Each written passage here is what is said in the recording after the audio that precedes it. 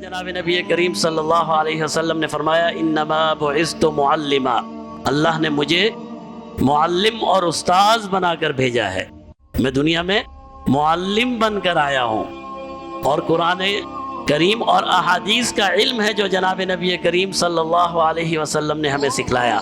آپ معلم تو ہیں، لیکن معلم کس چیز کے ہیں؟ بعض علماء نے اس کی تشریح کی ہے معلم الخیر، خیر اور بھلائی کے کاموں کے معلم ہیں۔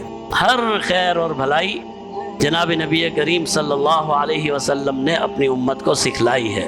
تو علم دین ہمارے دین کا ایک بنیادی حصہ ہے، اور جناب نبی کریم صلی اللہ علیہ وسلم نے اس طرح بھی سے بیان فرمایا طلب العلم فریضۃ علی کل مسلم و مسلمۃ، فرمایا علم حاصل کرنا ہر مسلمان مرد ہو یا عورت ہو اس پر فرض ہے۔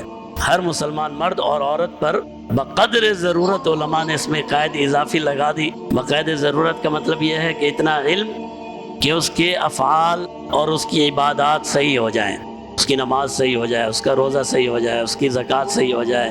اگر وہ شادی شدہ ہے تو اسے پتہ چل جائے کہ طلاق کب کب ہوتی ہے، کن صورتوں میں ہوتی ہے، یہ ساری وراثت کے امور معلوم ہو جائیں، کس کا کتنا حصہ ہے، کس کو کتنا ملنا چاہیے۔ بقدر ضرورت علم حاصل کرنا ہر مسلمان مرد ہو یا عورت ہو اس پر فرض ہے۔